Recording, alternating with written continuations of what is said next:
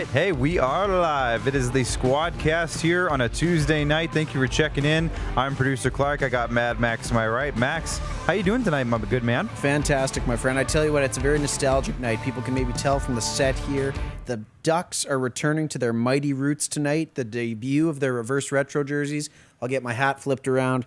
This logo was iconic growing up in my childhood. I know it was in yours too. So it's pretty fantastic to see those threads finally debut on the ice. Love to see it. Now, I go just like going straight off the deep end here, but I wish instead of the ones that the Mighty Wing or the whatever they called it, Wild Wing. Thank you. Yep. Sorry, Ducks fans. That's okay. You weren't really I wish one, they would have, but that's fine. I wish they would have brought back the ones that they wore in Mighty Ducks D2 when they changed their jerseys at the end of the game. The white with the eggplant diagonal lines. So how do you reverse that though? They kind of had the reverse retro thing going back on because really the eggplant iconic one was just the inverse of that. So I wonder. Did they ever have a teal version, like the teal hat? They could have made the whole jersey teal with eggplant trim. Well, they did that was the original Wild Wing. They did the teal with the Wild Wing. But they never did that jersey with the full teal jersey. That's the thing about the Mighty Ducks. They had so many jerseys. That was kind of their shtick as a franchise. They came out with so many different renditions. I think that would have been the only way you could like reverse retro that though, because they already had a purple. They've had white. I don't know if they've ever done that color with that logo. I'm not sure. What they're doing tonight, and I mean to the chagrin of a lot of fans, it's a lot better than whatever the Orange County theme that they got going on now.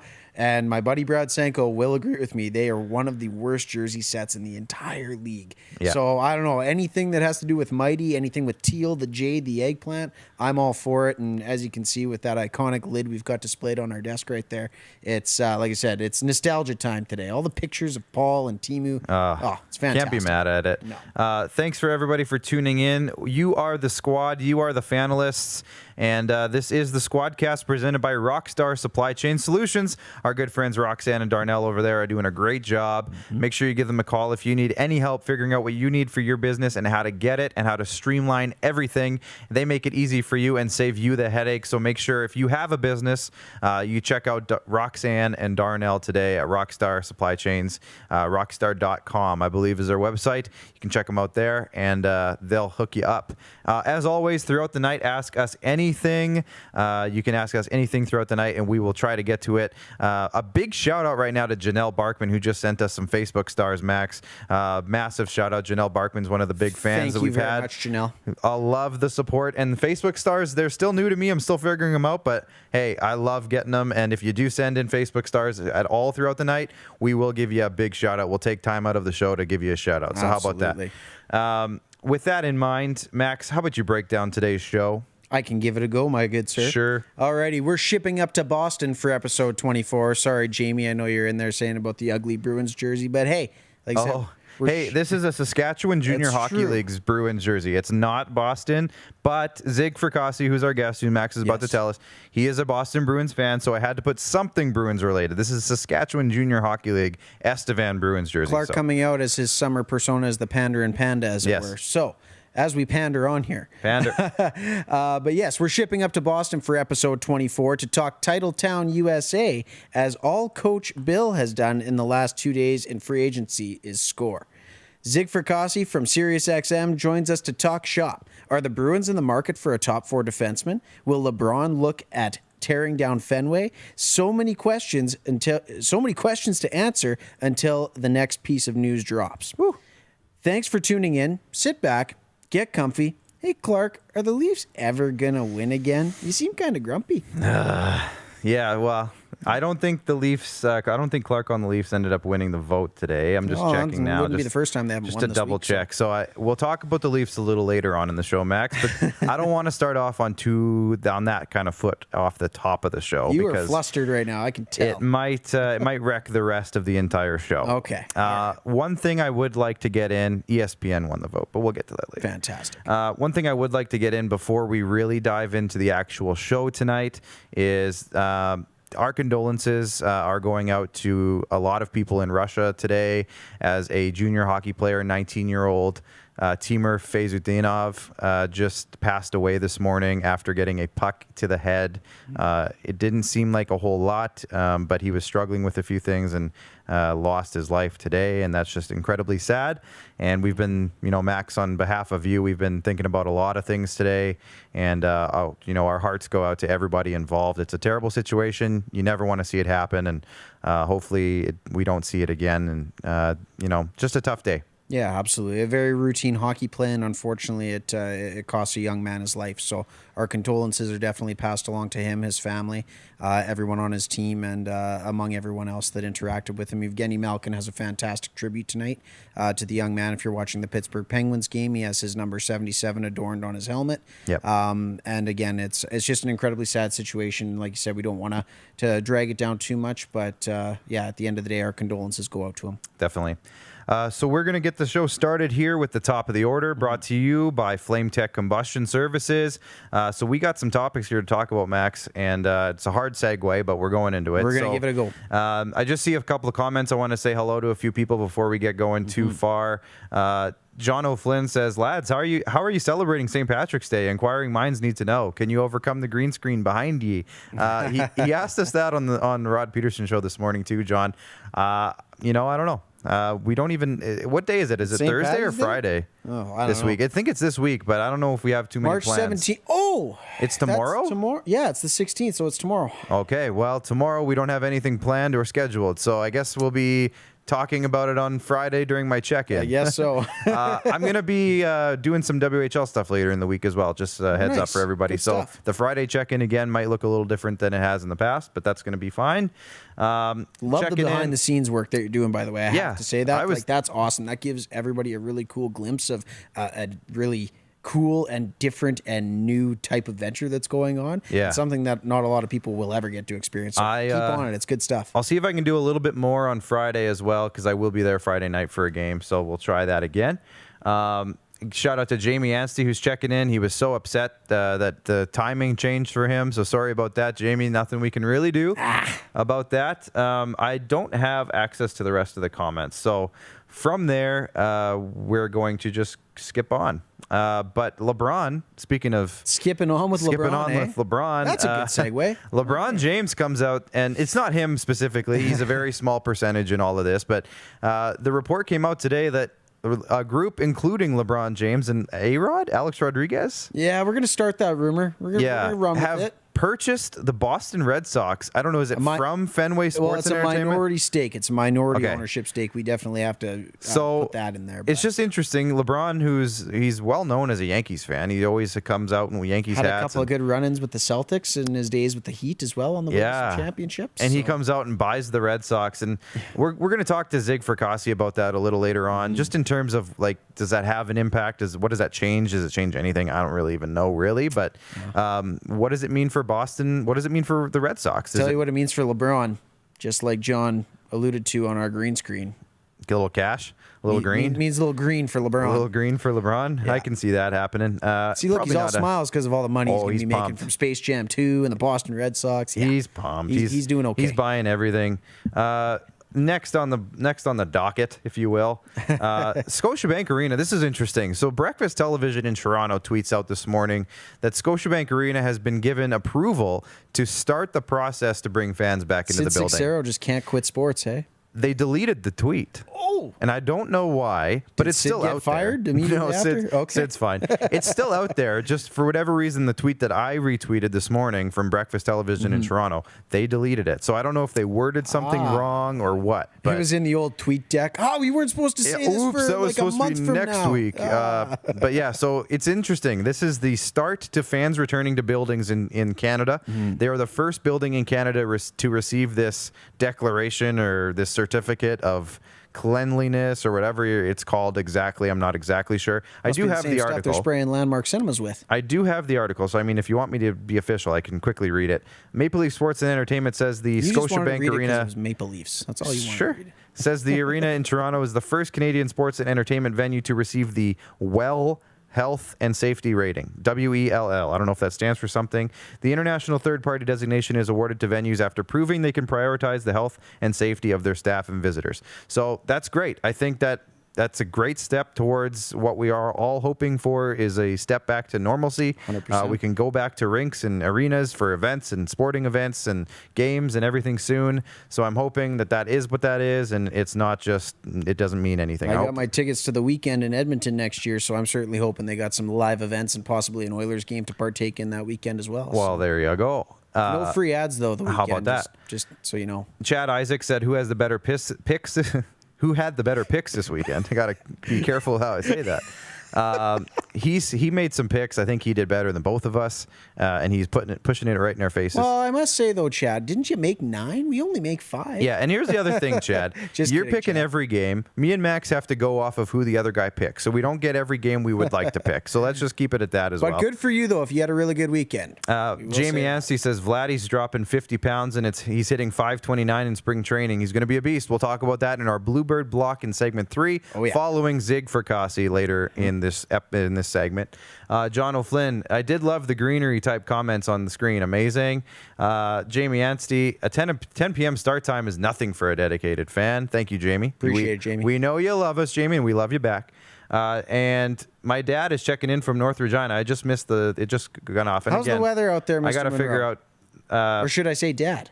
Yeah, right, because he adopted you last week. The paperwork's in. There was some clarification from my mom about that because I mentioned it as we were laughing about it, and she mentioned that they aren't disowning me. They're just simply adding you. Just adding me into So I don't know how you want to, if you feel good about that. But hey, it helps me feel a little bit better. We'll deal with it. We'll trudge on. There we go. I got my comments, so now I can go back and read all the comments. Thank you. VMix Social. So anyways, we're going to move on to our next topic. The Flames are hot since Daryl Sutter takes over. 3-0. 3-0 with Daryl Sutter behind the bench. Officially, there he is with the boys wearing the Blasty jerseys. They were 1-1, I believe, or 0-1-1 with Ryan Huska, who is the interim in the middle head coach, and then Daryl Sutter takes over, and they're 3-0 since that. Max, are we seeing the start of something huge in Calgary, or is this just the typical new coach playing hard? I think it's still too early to tell. The one thing I will say, just from watching the highlights of those games and even just some of the post-game articles that I've read on it, it's structure. That's what he brings to this organization. And I mean, the way that their team is constructed, that's what they need. You're not going to see a lot of flashy 6-4 wins out of the Flames the rest of the way. I think a lot of people will agree with me on that. Hopefully Joel Henderson being one of them, the staunch Flames fan that he is. Right. But you're going to see a really grinded out, battle it out team that won Daryl Sutter 2 cups in LA. They do have some size. They've got some skill. They've got some ability. But now it's going to be the grinded out, play ugly, and win hockey games. And so far they're doing that. If it's the start of something special, they still got some ground to make up. Too early to tell, but when we talk next week, we'll find out if they continue this streak.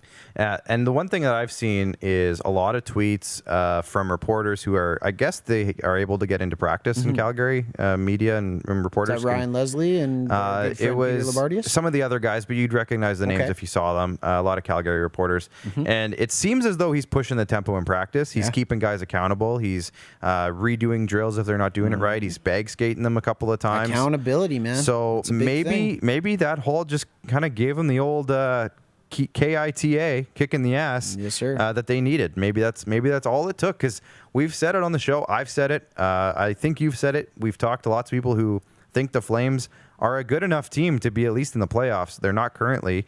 And before the season, I predicted them to finish 4th. I think you had them 5th, but close. And a lot of people said top 4 at least. So it seems like they had a team that was good enough to make the playoffs. Maybe they just needed a kick in the ass. Yeah.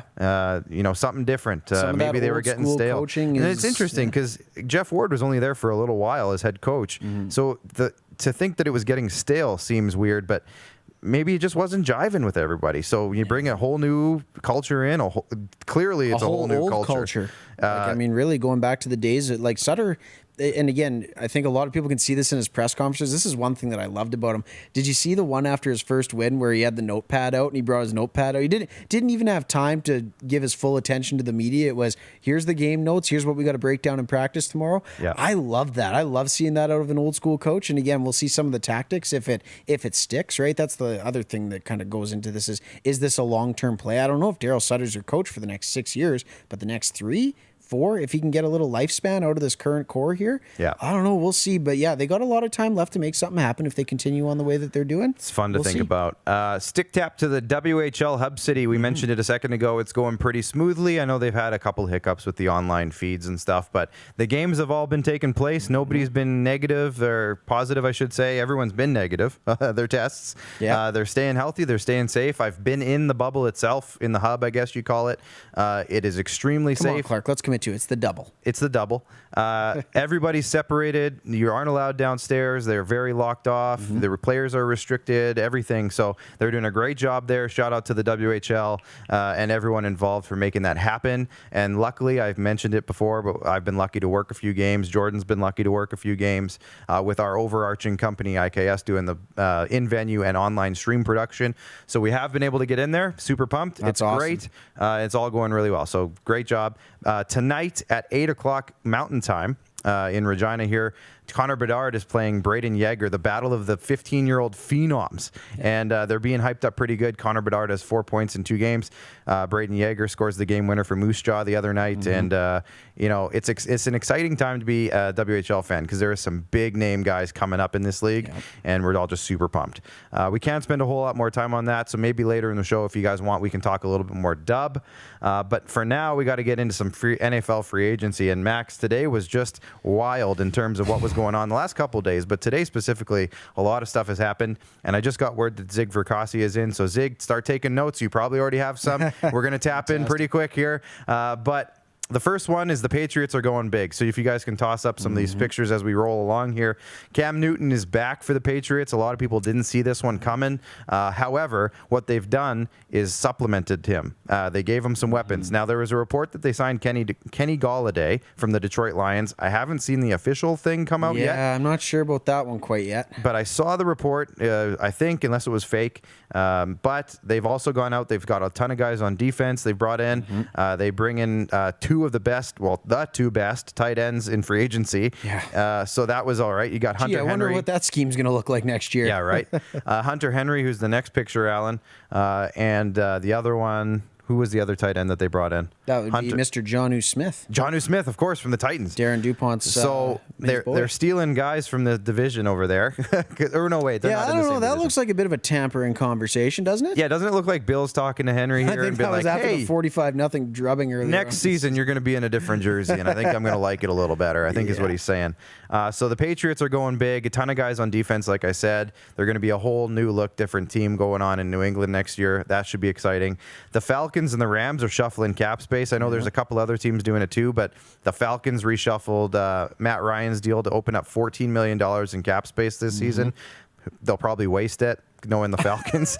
I'm a Falcons fan, Zig. We're not even at the draft. And No. You're pooing on your Falcons? No, Oh, that's tough. I'm a Falcons fan, so for me to say that, it comes from years of heartbreak and all that. You're a so Rams your expectations are not terribly high. You're a Rams fan, so they've been doing some moves again. Hey, if you've got a long-term contract in LA, get ready for it to be restructured. And you know what? At the end of the day, that's just what you got to do to build a contender. It's nice to be a team that has the riches to go along with it to allow this type of restructuring to take place. And if you're the Rams, obviously, when you go out and you get Matt Stafford, you signal to the fan base you're all in on this year. And I certainly believe that at the bottom of my heart that they want to get to the Super Bowl where they're hosting it at their own barn in SoFi. So totally. It's going to be good.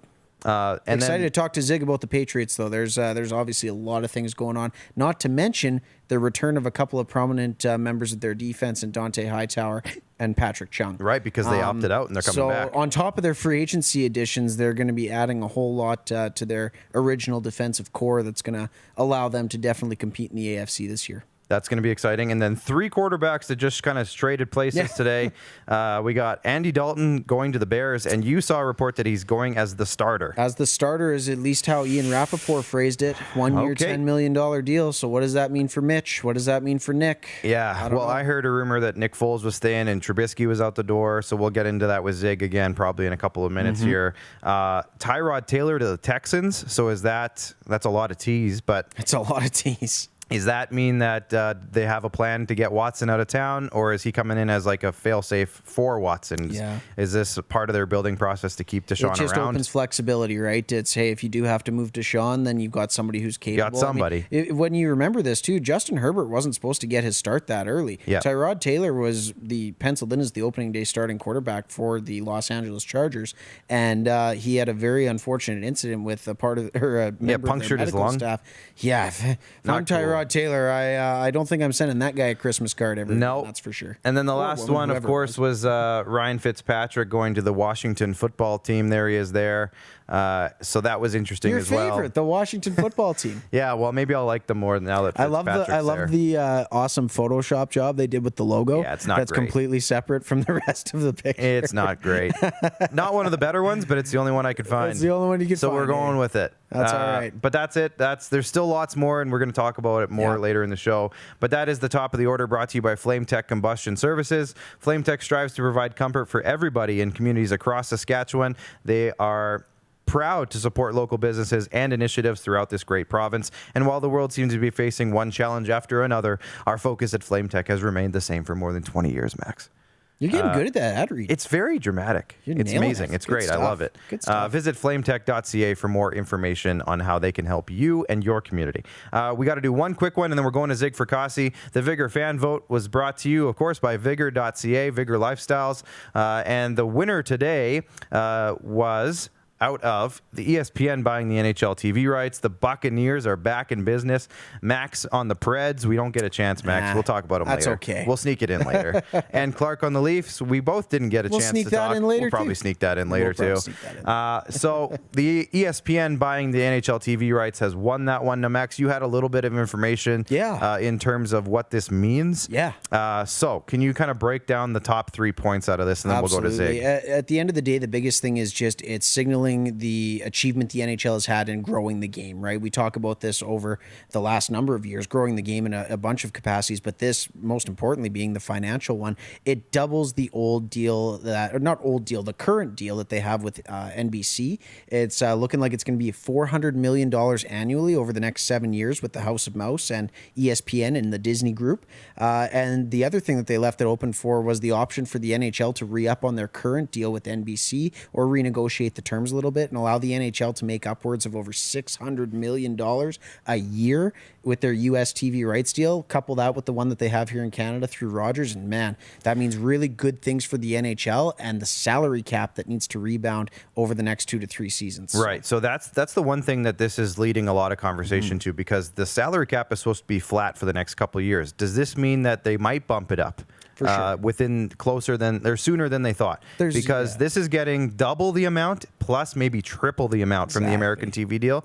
And with Seattle coming in and everything, maybe we do see an increase in the salary cap sooner than we think. Now, I know the players are in a big deficit with the teams, so I think they have a bit of a hole to climb out of in terms of when that salary cap does go up, but maybe this just means it's sooner than we thought. Yeah, absolutely. And to wrap it up, at the end of the day, like hockey-related revenue, it's got to grow in a lot of areas for us to see the rebound that needs to take place. I mean, it's crazy to think what 1 year of disruption did to the NHL's financial and economic bottom line. Yeah.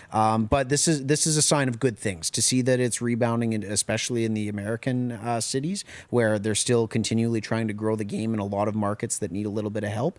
We're not talking about the original sixes, the Bostons, the New Yorks, the Chicagos here. They're all good. But at the end of the day, you've got to look at this as a big win for the NHL. And I know a lot of the owners are applauding Gary Bettman for the work that he's done on this deal. So So shout out to Vigor Lifestyles. That's vigor.ca, vigr.ca for supporting the Vigor fan vote tonight. That's ESPN buying the TV rights. Shout out to Ben Steiner, who's checking in on YouTube. He says, "You're not talking wall-to-wall Canadian Premier League to Saskatoon?" Nope. We're not. The Canadian Premier League? Yeah, the soccer league. Oh. Saskatoon got a team if they can build a facility for them. Well, thanks for letting us know, Benjamin. Well, I knew about it. Me and Ben were talking about it the other day. But well, good stuff. I am now informed. Thank you, good sir. You got to pay attention to the Rod Peterson show more, Max, I guess. Yeah, that's all I got to say. Tough having a We're going to go to job, break. Zig Fracassi's coming up right after. Stay tuned. Don't rack your brain trying to source the equipment and materials you need for your business. Rockstar can operate your entire supply chain, from PO creation to expediting your shipments, all from our office. Leverage the buying power of the Rockstar Buying Group to not only save money and time, but also the headache. From gloves to glue, we can provide it for you. Find out more at rockstar.com. Comfort has always been something we, as people, strive for. It means that the places we live and work, and that the people we care most about, are able to go about their lives focusing on the things that matter. While the world seems to be facing one challenge after another, our focus at FlameTech has remained the same for more than 20 years. Now more than ever, we need each other to support our local businesses. As an industry leader in combustion services, we are proud to attend to the needs of our communities and support the local economy. He's covering everything that matters to you. It's the Rod Peterson Show. Tune in live Monday to Friday, 10 a.m. to noon to catch the show live and be a part of the action. Take control by commenting live and sharing the show with your friends. Everyday hoop life.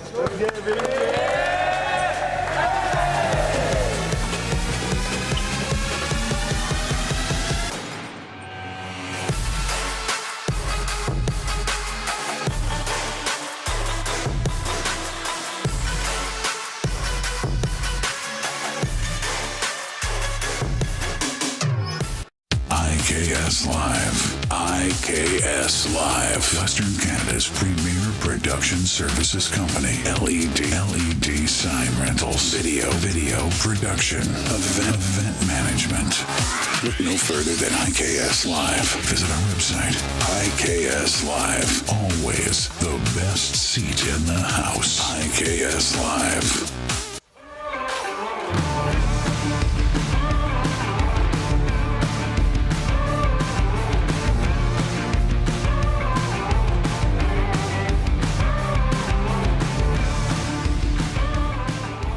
All right, and we are back, and we are going to jump right into our first guest of the night, Max, and we're super pumped because our first guest could not have joined us at a better time. There is so much going on right now, and he's going to help us break it all down and see what's going on.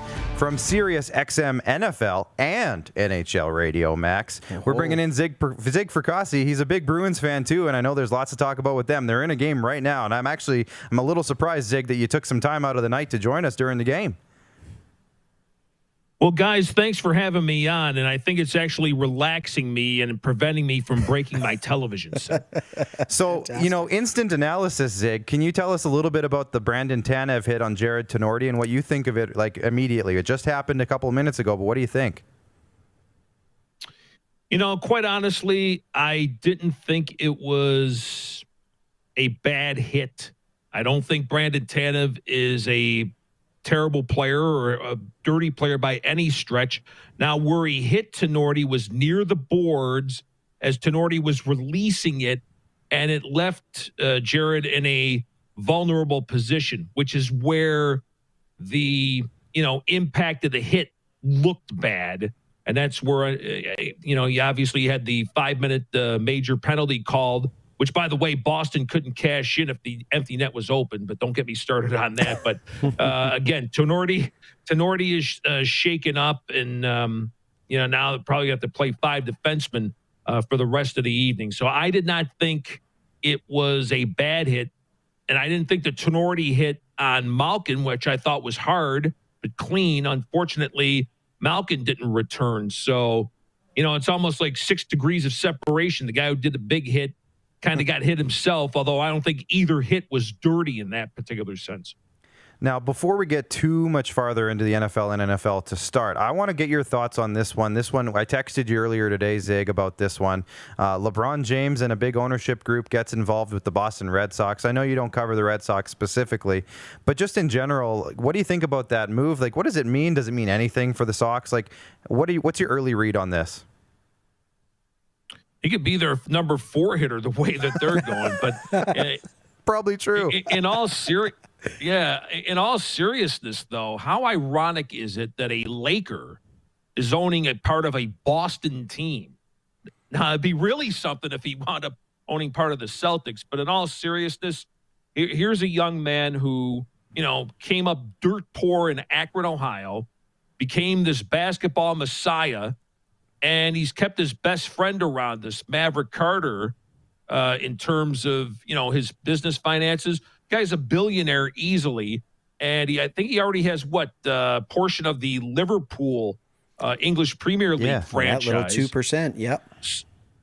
There you go. So here's a guy who's just wanting to diversify into more, for the equity and everything like that. So I would think I can imagine probably some Yankee fans are really hating this because, they always thought LeBron should have came to New York anyway. But I think it's good for baseball. Obviously, it's good for the Red Sox. And, to have some minority diversity into an ownership group, I think it's a pretty good thing. Robin Wildy's tuning in from Prince Albert, Saskatchewan tonight, Zig, and he says, Zig from Sirius NFL, NHL, and soon to be the XCFL or the CXFL, LOL. So maybe we'll see about that, and we'll talk about contracts later down the road. But let's get back into the NHL. Me and Max are both talking a ton of NHL tonight. We got now this is an Estevan Bruins jersey. I don't know if Jordan can show that to you. You might have seen it before you came on. I had to bring out some sort of Bruins paraphernalia for you. Having my connection in Estevan is a natural fit. But let's talk about before the season. So me and Max come out before the season. We do a little prediction, and we both picked that the Bruins would miss the playoffs this year. And you promptly called us out for it, and rightfully so. But now that they're not a lock for a playoff spot, so to speak. But what do you think about their season so far? You mentioned their struggles in the power play. Can you just dive into the Bruins a little bit for us?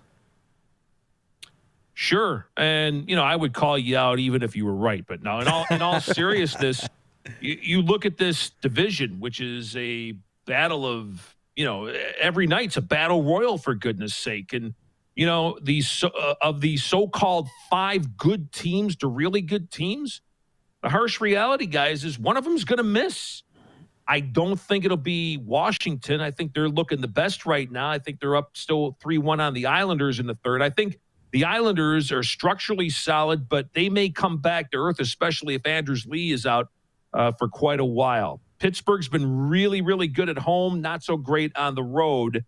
So I think the battle's going to be between them, Boston, and Philadelphia for the other 2 spots. Although now that Panarin's back, the Rangers could make things rather interesting. So you may have 4 teams battling for 2 spots. Now, to the Bruins themselves, I thought they overachieved a little bit with that 10-1-2 start. The fact of the matter was, even if this defense, as it started off the year, was going to be a work in progress if all guys were healthy. Okay, there's your caveat. Now you've got 3 regulars out. So you've got a Tenorti, who they got off waivers, for goodness sakes. Stephen Camper, I think they just waxed off the mothballs about 3 days ago. My goodness. And so, they're shaky back there. If you've read some of my tweets tonight, I was rather quite critical. I used the word gutless, in fact, because they did not fix, and have not fixed, to my opinion, the issue of 5-on-5. You've got to score goals on even strength.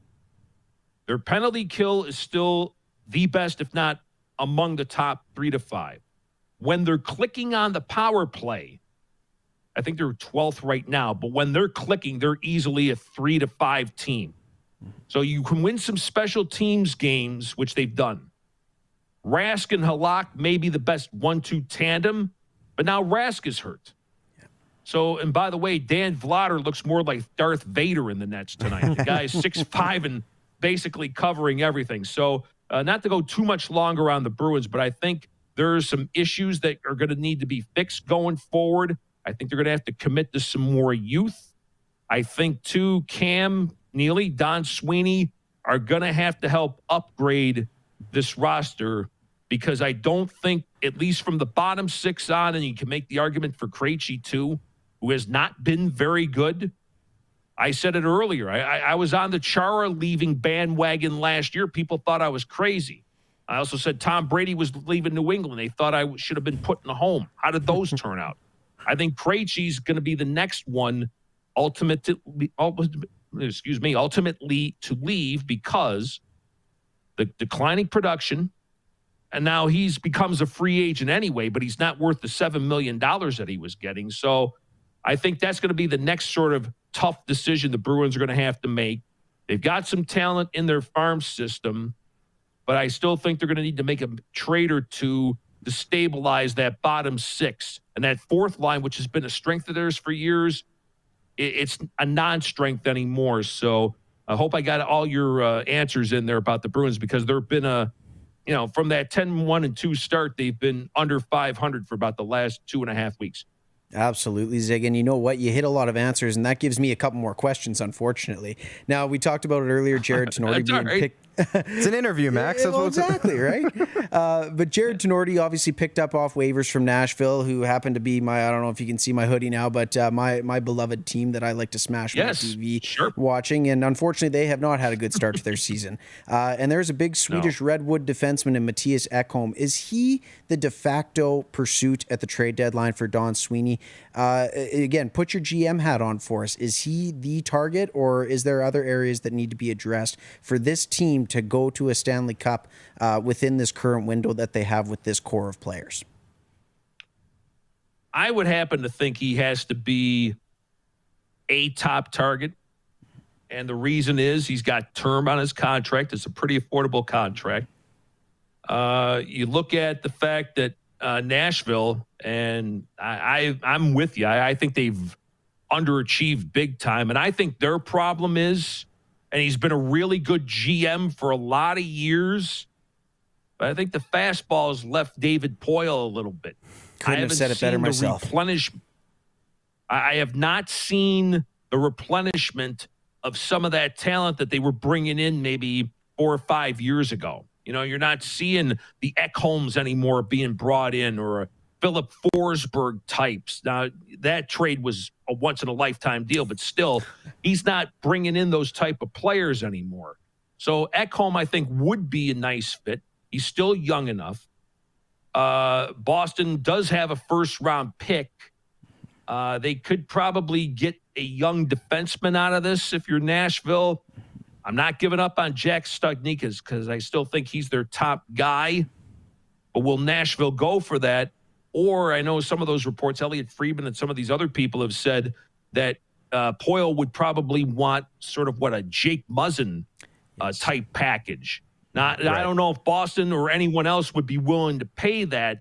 But if you offer a higher pick, maybe a young prospect, possibly I would go for it, although I still think Donnie would also like to add some scoring as well. And I know they said that they were targeting some teams that won't make the playoffs, so you could automatically look at a Buffalo. You could look at maybe an Ottawa and Anaheim, who Boston's done enough deals with. I'm almost going to start to call them the Boston Ducks here, for goodness sakes, because you brought in Richie the last couple of years, Kasha. So there's another trade deadline guy who unfortunately hasn't worked out. The poor guy can't stay out of the ice due to concussions. But long answer to your question there, I think Ekholm might be the one or at least 1A target deadline for Don Sweeney.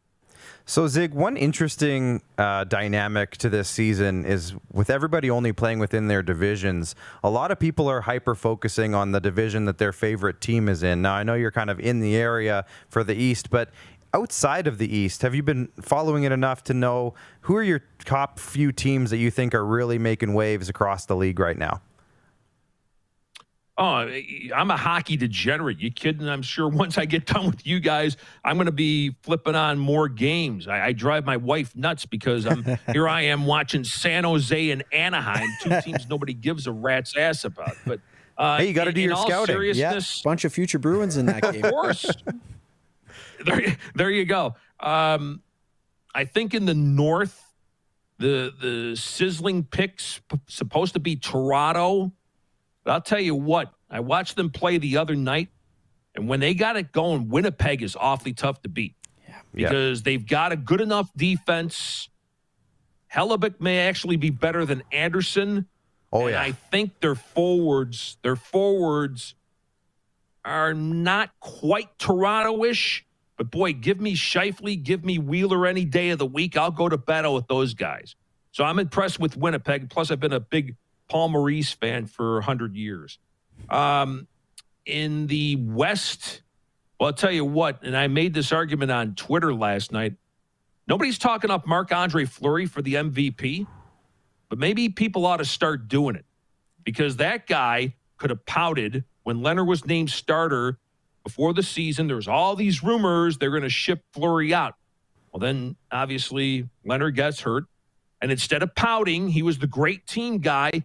He goes in. He thinks he's back in Pittsburgh, for goodness sake, saving a bunch of games. And I think hiding a bunch of deficiencies. Because as good as Vegas' record is, I don't think their defense is very good. I think he's hit a lot of deficiencies, if you ask me. So Vegas does look good out west. I think the Kings are improved. I would say that for sure. I'm not quite sure they're quite a playoff team yet, but they look vastly improved. And then the other divisions, boy, Tampa Bay, they really miss Kucherov, don't they? I think they got like the top record or one of the top 3 records in the NHL. It just goes to show you guys how great Yzerman built this team. It really does. Plus, it helps, you have Stamkos and Victor Hedman, that doesn't hurt. Carolina looks awfully impressive. Big fan of Rod Brindamore's. He's got that program in the right direction. And give Florida some credit here, too. Wow, yes. Joe Quenneville finally got this program, who I thought was a bunch of guys collecting the big paychecks and getting the, South Beach sun and really not giving a rat's ass.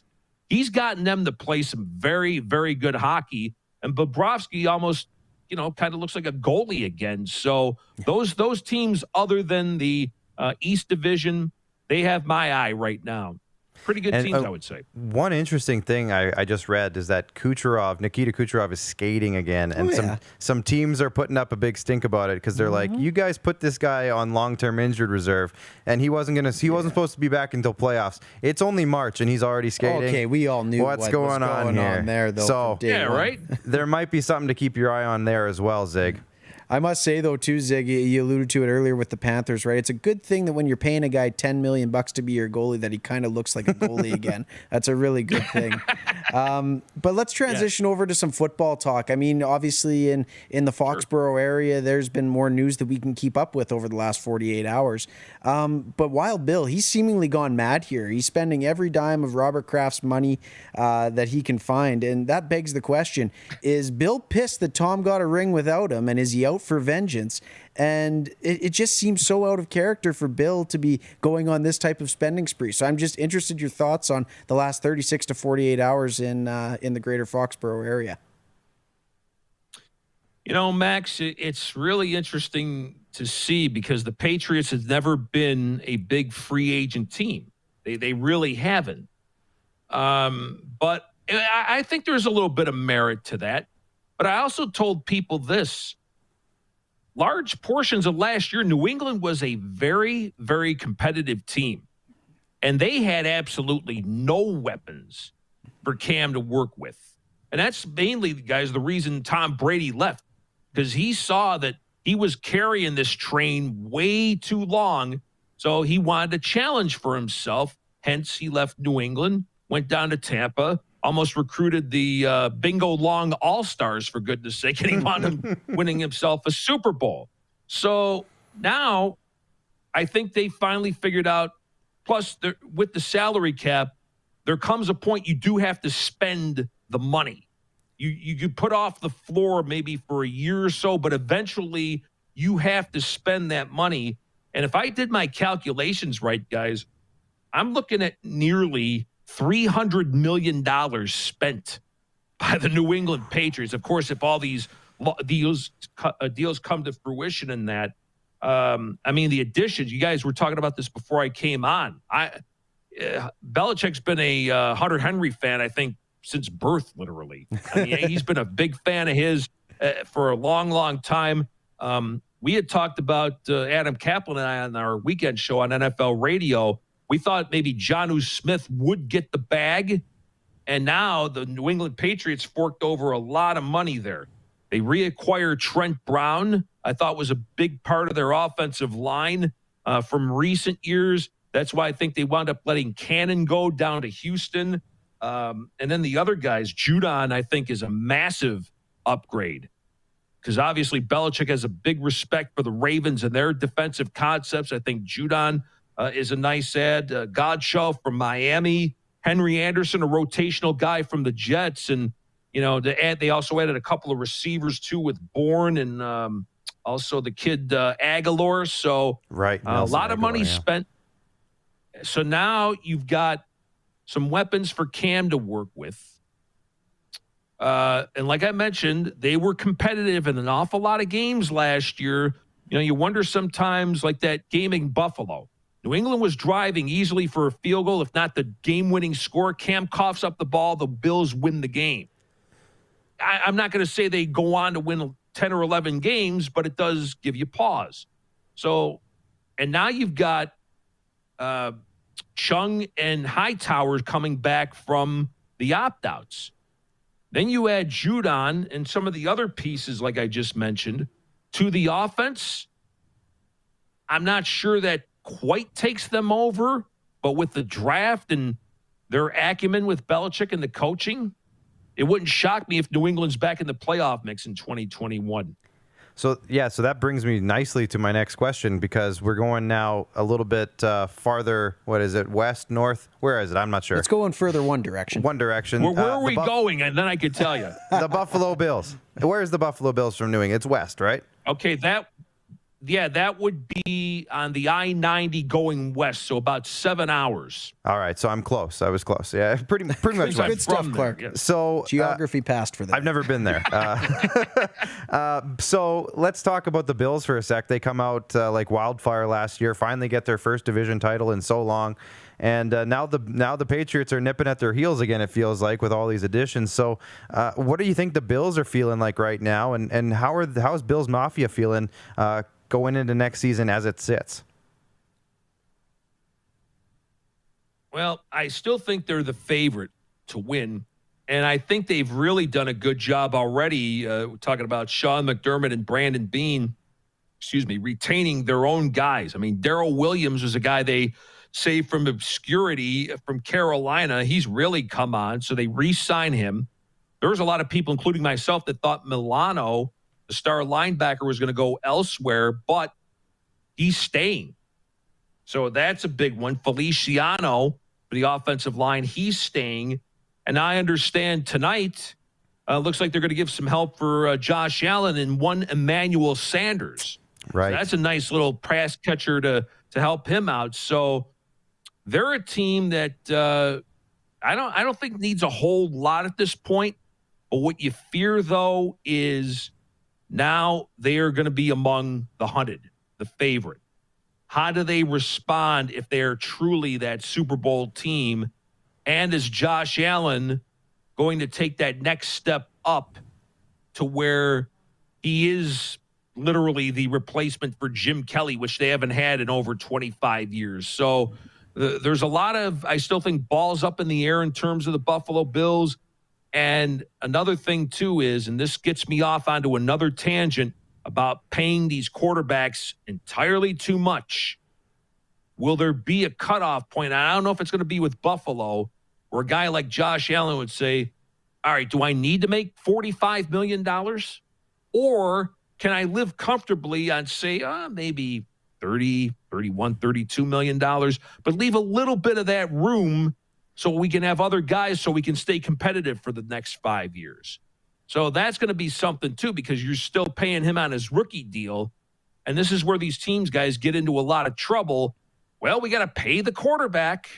You know, Russell Wilson's bitching about what his situation is in Seattle. Well, nobody told him you have to earn $35 million a year to have an $8 million guy protecting you.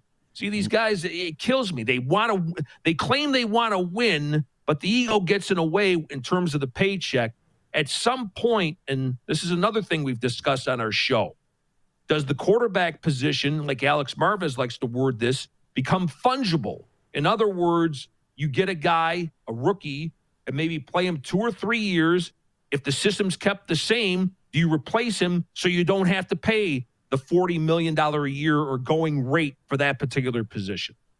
Yeah, absolutely. I'd like to get to the point in my life where I can live comfortably off $32 million a year. That'd be a great. I'll split it with you. How's that sound? Sure, sounds good. Look at that. Right. Here, throw me in. Come on. Look at that. We're already averaging down to $10 million a year. Look at that. I'll throw a couple of checks down the I-90. We'll get you in there. We'll protect Russell Wilson. Yeah. Look at that. So, there's a bit of a quarterback carousel going on right now, Zig, and we've talked about it on this show in the past, but we kind of saw it coming, and there's a lot of reports that it was going to happen.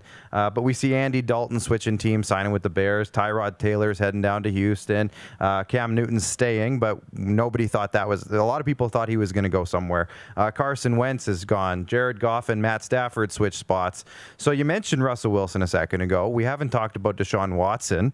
So there's still some quarterback questions up in the air. How do you see those two situations ending in terms of the final chapter of closing the book on Deshaun Watson and Russell Wilson? Well, if the report is true that Tyrod is getting a deal worth upwards of $12 million, I don't know to you guys, but to me, that sounds like an awful lot for a backup quarterback. Well, Chase Daniel will tell you otherwise. Yeah. And how about him? I mean, talk about he got to split his money with us. He held the clipboard all those years, and he did well at it. But it's a great job. It sure is. It sure is.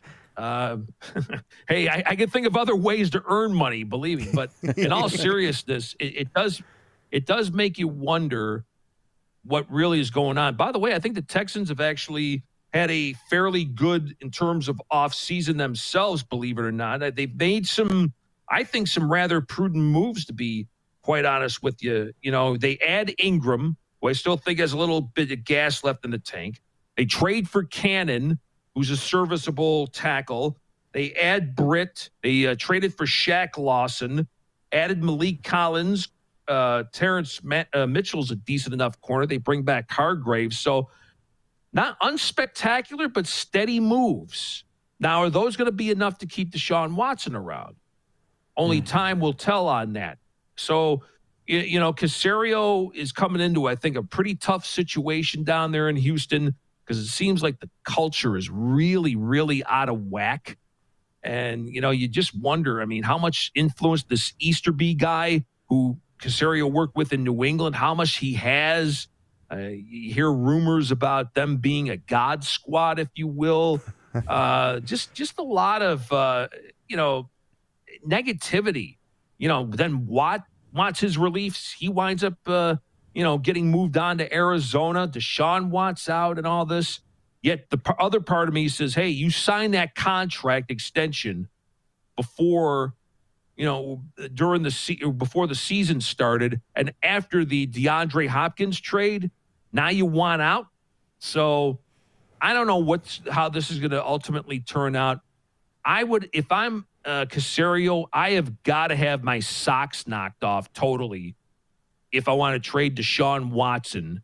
If we're talking multiple picks or even multiple high picks, then I'm listening, because I have to replenish the cupboard, so to speak, in Houston. And then obviously the team that would acquire Deshaun Watson has to have a ton of salary cap room, which is, I know this is why Carolina cleared a bunch of cap room. The Jets have a bunch of cap room. So we'll ultimately see where this goes. A couple other things real quick. You mentioned Cam. I honestly thought that Cam would go back. And the only reason I say that is because Belichick just fawned over him. Right. And whenever you hear Bill Belichick rave over anybody, it's a rare occurrence. So that's why I thought Cam would return. And Andy Dalton, the Red Rifle, let's not forget, this guy did take the Bengals to the playoffs. So, the guy is not a bad quarterback. And under some dire circumstances last year, I thought he actually performed fairly well with the Cowboys. But constant shuttle of offensive line, Zeke fumbling the ball, And that was beyond Andy. The poor guy ultimately got concussed. Then he had COVID. So just a horrible situation. But I think in Chicago, I think he's got a real chance to be the starting quarterback day one for the Bears. So, yeah, I was going to say, Andy Dalton going to the Bears seems like they're instant Super Bowl contenders just like that. I say that in jest. No, all right, come on. Yeah. But Jamie Anstey is our buddy from Halifax, Nova Scotia, Zig, and he asks, what should I expect in Chicago this year? Are they rebuilding? What are they doing? Jamie, I wish I had a good answer for you. I know there's a lot of people that are a little concerned that they actually restructured the contracts of 3 key guys, including Khalil Mack. So they've got now $21 million extra in terms of salary cap room. But here's my answer to that. They better get to the playoffs this year, or else your tandem of Ryan Pace, the GM, and Matt Nagy, the coach, sayonara, baby. They have got to get to the postseason. Because once you start kicking that can down the road and your successor has to inherit that, that is not a really good situation. So they've got to get to the postseason this year. I still think the defense is good enough. Akeem Hicks might be the most underrated player in the NFL. Nobody ever talks about that. His side of the ball is tremendous. And then what are you going to do with Allen Robinson? Are you going to finally give this guy – this guy could – catch a pass from Max or Clark or myself and still have 100 catches a year. That's how good he is, you know? So you take care of him, and then you finally settle that ground game, for goodness sakes, because it's been unstable.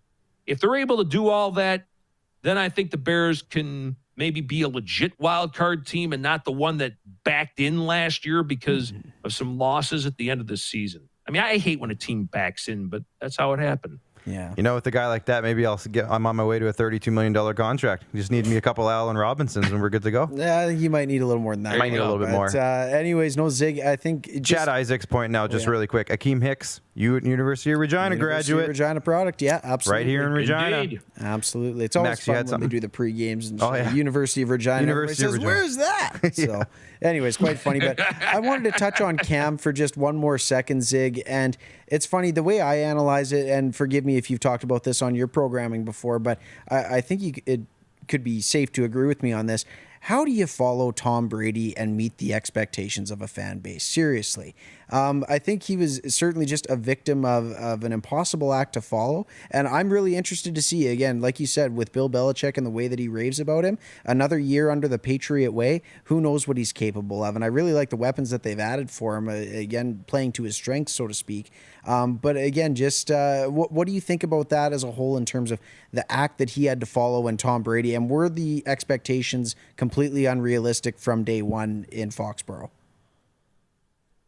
They may have been. I don't think there's any question about that. And because, I mean, you're so used to, if not winning it every year, you're so used to being right there every year. I mean, my gosh, in that 20-year span, was there 9 Super Bowls, 6 championships, I think, 13, 14 AFC championship games, just constant legacy, double-digit wins every year, and just this ridiculous expectation. And obviously, Tom Brady had a monster part to do with that.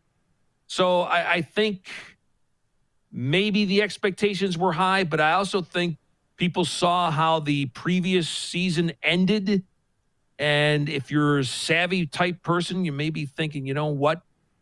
Things may not be so good, at least in the immediate future. And for Cam, I think the way he just came in and tried to handle things, I mean, let's not forget, this guy was an MVP.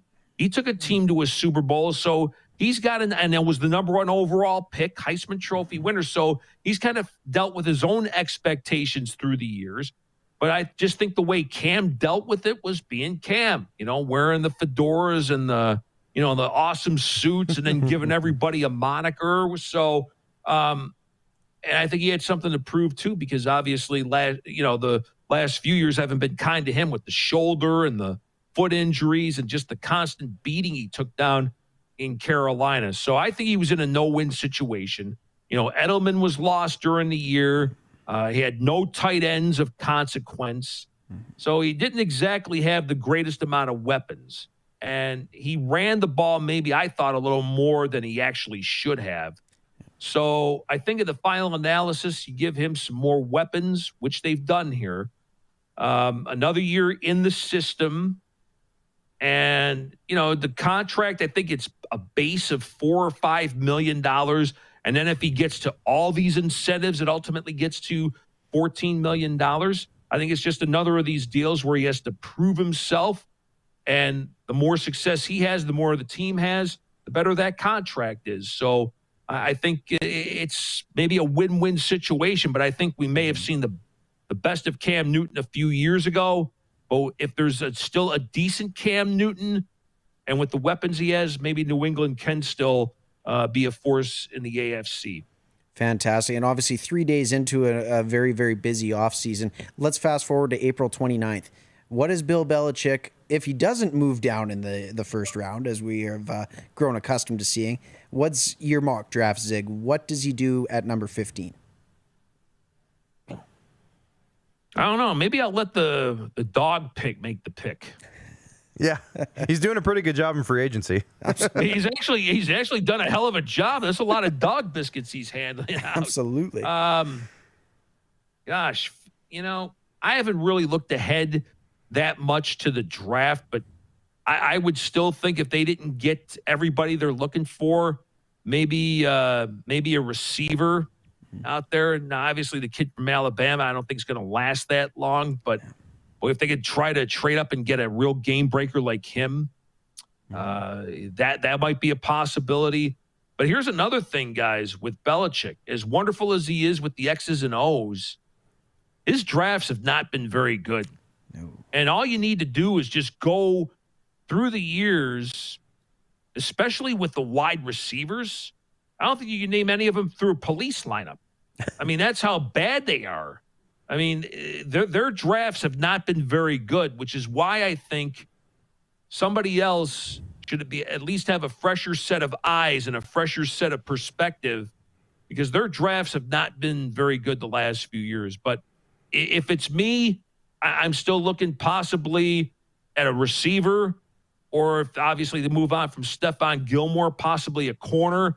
Jason McCourty, that is also a free agent. So they may have to look for some defensive backfield help there too. So receiver and or corner, I would think. Perfect. Well, Zig, that is going to do it for us here tonight. I think we're fresh out of questions, and we want to make sure you get back to that San Jose Sharks and Anaheim Ducks game later tonight. So thanks for joining us. We really appreciate your time tonight, and stay well over there. Thanks a ton, Zig. Clark, Max, thanks for having me on, and give old Ro Pete hello for me, all right? Oh, I will. And, hey, we're going to be getting you back, so stay tuned. We'll get you back on again. Anytime. All right. That's Zig Fracassi. And, of course, our video guests are always brought to you by our good friends at IKS Media. The amazing team at IKS Media is very good at making WHL hub cities happen, apparently. Fantastic. But also video screens, event planning, live broadcasts, entertainment, and more. What don't they do? Not Bake much. Cakes? Donuts? Perhaps? They could get into the donut game a little bit heavier. Okay. Alan back here was just harping over donuts earlier. We might have to make that our segment for Alan, maybe we're going to open up a donut wing and you'll be the head of it, Alan. He's not even going to answer me. He says, hell yeah. Fantastic. All right. Well, that's going to do it. We're going to come back for the Bluebird block, talking Blue Jays, spring training, and the NHL block is coming up later. So stay tuned for a ton. And send in your questions now. Hit that like and share button if you don't mind. We'll see you after the break. Don't rack your brain trying to source the equipment and materials you need for your business. Rockstar can operate your entire supply chain, from PO creation to expediting your shipments, all from our office. Leverage the buying power of the Rockstar Buying Group to not only save money and time, but also the headache. From gloves to glue, we can provide it for you. Find out more at rockstar.com. Comfort has always been something we, as people, strive for. It means that the places we live and work, and that the people we care most about, are able to go about their lives focusing on the things that matter. While the world seems to be facing one challenge after another, our focus at FlameTech has remained the same for more than 20 years. Now more than ever, we need each other to support our local businesses. As an industry leader in combustion services, we are proud to attend to the needs of our communities and support the local economy. He's covering everything that matters to you. It's the Rod Peterson Show. Tune in live Monday to Friday, 10 a.m. to noon to catch the show live and be a part of the action. Take control by commenting live and sharing the show with your friends. Everyday hoop life.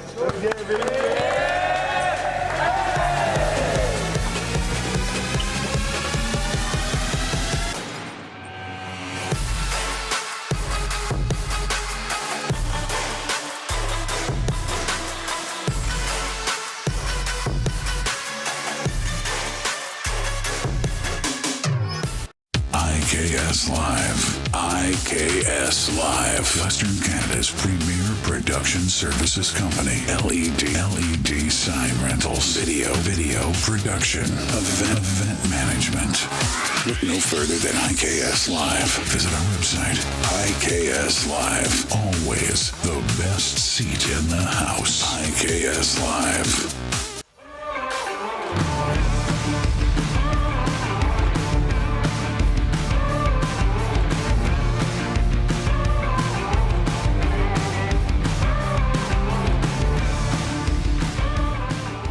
The puck is down and we are underway. The Regina Pats. Has Bedard scored yet? No, not yet. It just started. Actually, it might not have started quite yet, but the puck is about to be down between the Pats and the Warriors over at the Brandt Center. Stay with us, though. Stay with us until we're done. Yeah, we'll keep it short tonight. You'll still be able to. You can open up another tab or something. We'll keep it short tonight. Yeah, we're getting into the Bluebird block now. I finally trained myself to say it. The Bluebird block. I was having trouble with it because I wanted to say Blue Jays block every time, and it keeps coming out wrong. Bluebird block. So, Blue Jays is already trademarked, Clark. Presented by RBI Regina Baseball and Softball Training Center. So we're pretty pumped about this. We were looking at videos all afternoon of Vladdy Guerrero going 4 for 4. The Jays are 9-6 so far in spring training. They have a plus 16 run differential, which is great. They took care. Well, that was before today's game. It's actually probably plus 24 now because they won 12-4 today. I think it was, wasn't it? They won 14-5. 14-5. So that was close though. They're plus 25. Because I updated the record, but not the run differential. So 9-6 so far in the spring training. There's Vladdy and Bo. Look at those beautiful gentlemen. Vladdy's looking trim. A couple of fans in the stands. I'm pretty jealous, I must say. Yeah. I know that they had a lot of cutouts as well in the stands just to fill it up a little bit more. $80 per apparently. Was it? Well, that was for the kids, though. No, that wasn't. You misread that. Did I read it wrong? That was incorrect. Sir. We should have got one or two. We should have got a couple. But Still can. We should have put Ricky the Iguana. Where is he? Ricky the Iguana. We should have put him on a cardboard cutout for the Jays. There's still time. Maybe we should get on it. Okay. Alan, get on it. Doing a show right now, though. So yeah, we're a little busy. Okay. So, hey, again, the birthday boy, Vladimir Guerrero Jr. goes 4 for 4 today. He got a triple, 2 doubles, and a single. He's hitting 529 this year so far in spring training. So, I mean, it's early. He's only had 17 at-bats. He's 9 for 17. Like, unreal. Not bad. But good. It's a little early to say, like, oh, wow, he's going to be a monster. It's early to call 40 home runs and 100 RBIs? You know what? I'm kind of starting to think we should just do it. Okay, let's do it. 40 home runs. Pitching update. We've been talking about, we've been monitoring because we can't watch. Today was like the first game that was televised or whatever it was, right? Was today the game? Well, actually, on Friday they had a game. Friday they had a game that was televised. It's like fully televised? Pirates. Yeah, it was fully. It wasn't Sportsnet's team though. Right. It was the Pittsburgh Pirates broadcast, whatever it was. But they do have the video only. I guess the streaming. Yeah. It's pretty low. You can't watch baseball with no audio. Well, Rogers only made $933 million. They can't You're right. afford They just to do bought all these Shaw for $26 billion. I mean, they can't afford a baseball broadcast. Can't afford. What are we thinking? We're so selfish. Of the team. I know. We're so selfish. But we have been paying attention, and Alek Manoah has been impressing us. Manoah the man. He has pitched 5 innings so far, I believe. He has 11 strikeouts. He's that big power pitcher they drafted a couple years ago in the first round, I think, right? Yeah, first round pick. So, I mean, overall. I don't think he's going to be ready, but it's an exciting prospect to keep your eye on for the next couple of years. He might make an appearance at some point throughout this year, depending on how he does in the minors. What do we think about the nickname Aqua Manoa?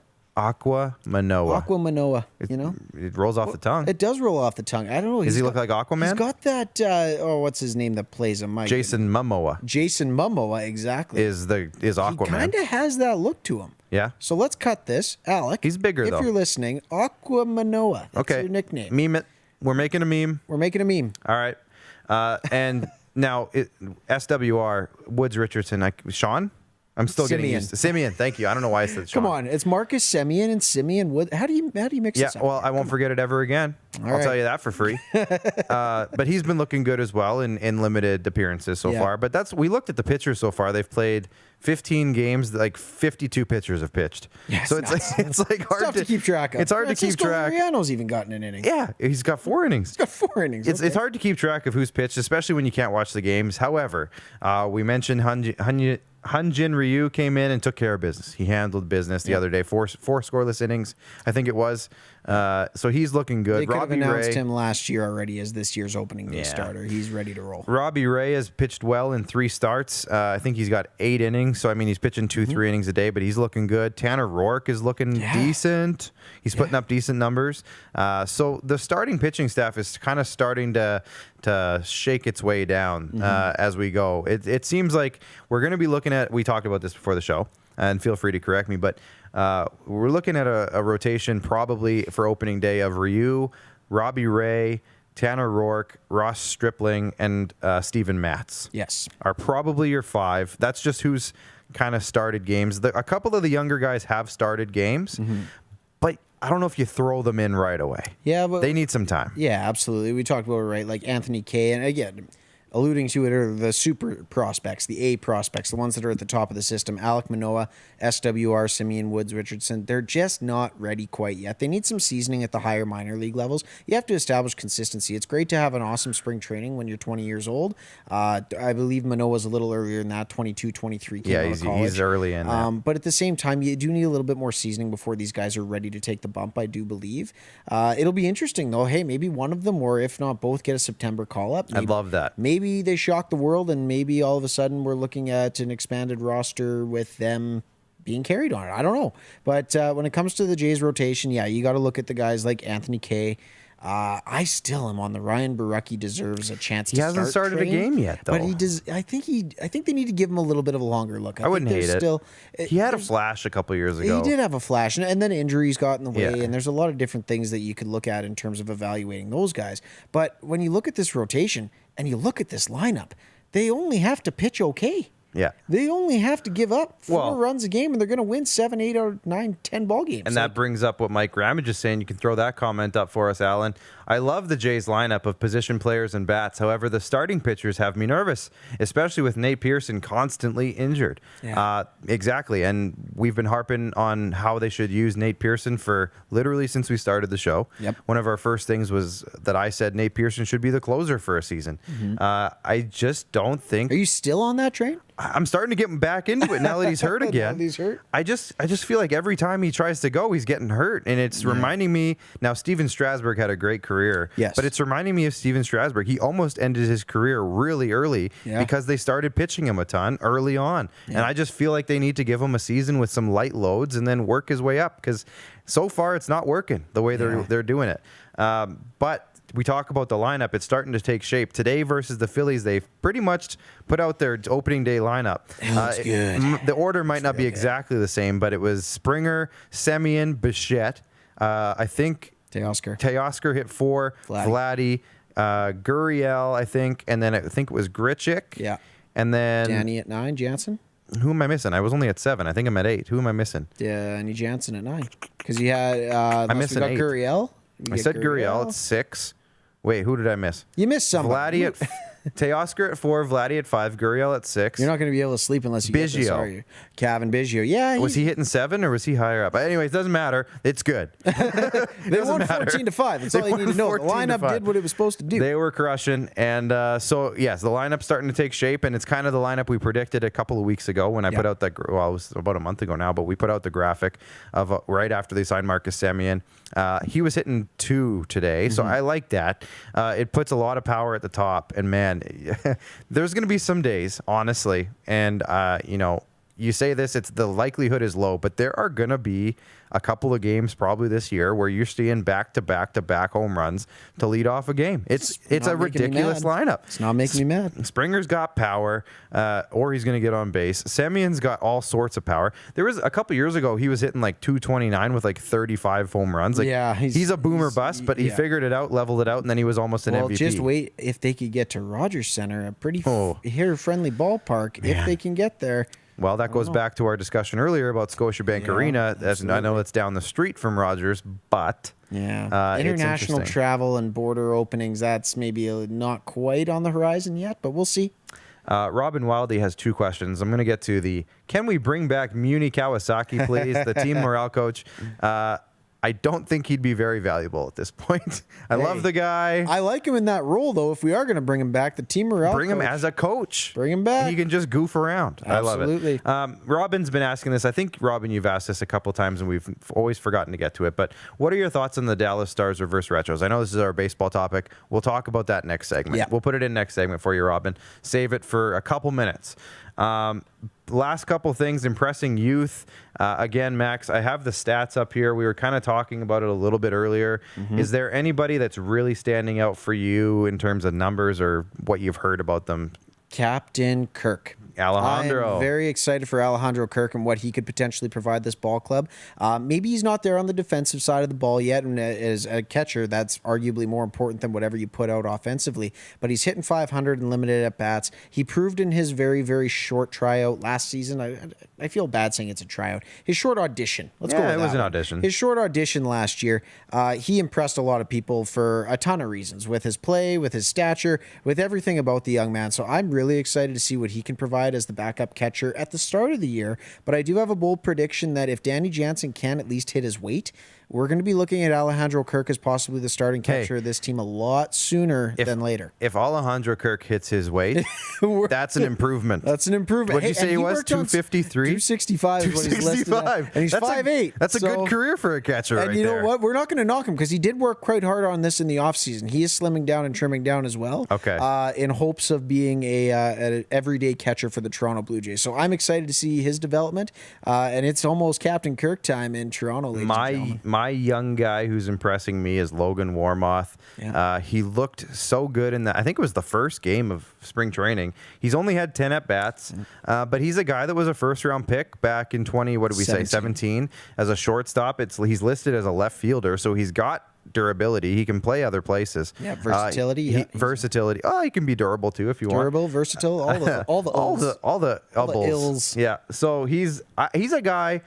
I don't know if he's going to make the roster right away, but if they just keep working on him, a little bit. I don't know if he's even honestly ever played AAA. Has he played upwards of AAA? I think I was looking up his stats when he first kind of got on the radar, because I remember when you texted me that day when it was, I believe, the Jays. I didn't know who he was. You didn't know who he was? Yeah, who is that? That's got a good swing. Yeah, he hit a home run. He was drafted in the first round. Hit a home run and got a double that game. I think it was.